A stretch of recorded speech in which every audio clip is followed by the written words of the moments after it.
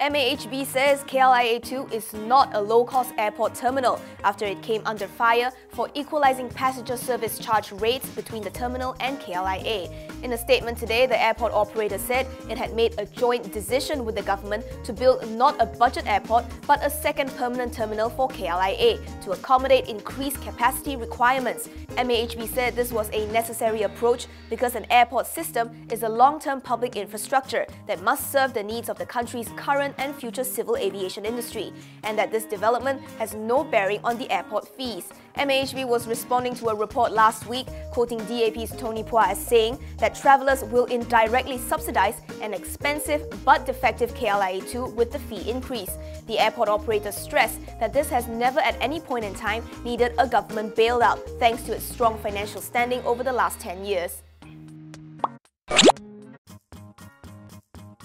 TNB is looking to expand its electricity generation sources to overseas amidst moderating growth in local electricity demand. CEO Azman Mohamad says global expansion is part of its long-term strategic plan, with the unit electricity demand growing just 1% in 2017. He said as emerging countries grow into focusing less industrialized sectors, they require less electricity as they would go for more service sectors. Recognizing such trends, TNB is finding different paths to grow. Azman revealed the global expansion drive will focus on key growth markets in Southeast Asia, South Asia and the Middle East, with the company's target for generation sources of 70% in developing countries, including Malaysia, and the rest 30% in developed countries. He adds that the company's investment will be strategic, but its guidelines will remain conservative, as its investors' population base are expecting more stable dividend payout.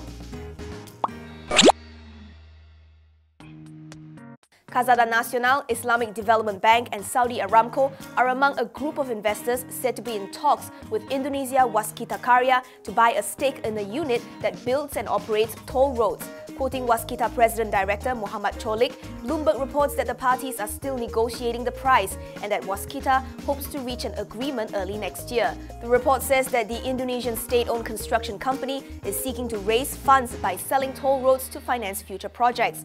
This as Indonesia's President Joko Widodo pursues an aggressive infrastructure agenda to improve road, rail and port connectivity in the country. The government will cease budgetary support to the state companies from next year and is pushing them to fund infrastructure projects either through debt or equity.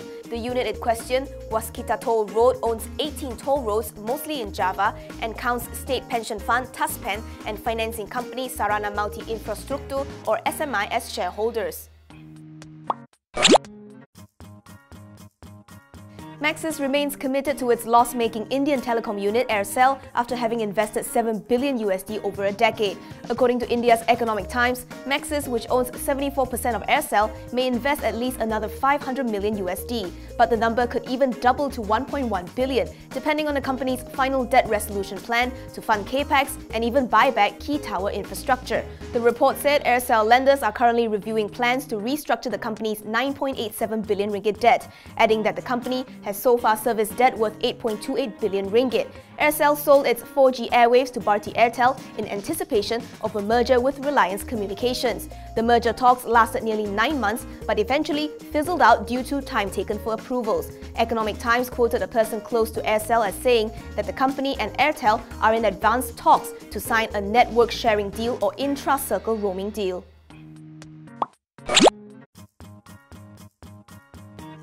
Bank Negara and the Office of Insurance Commission in Thailand have signed a MOU to enhance both countries' insurance sector cooperation.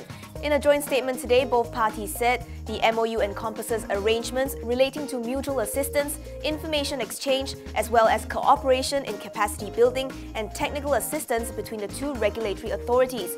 It adds that the MOU marks an important milestone in strengthening ties between the two. This is in line with keeping a long tradition of close regulatory and supervisory cooperation in the financial sector between Malaysia and Thailand. The statement goes on to say, as financial linkages between the two nations grow, the MOU will support measures by insurance regulators of both countries to promote effective and well-functioning insurance markets for the protection and risk management of the individuals and businesses.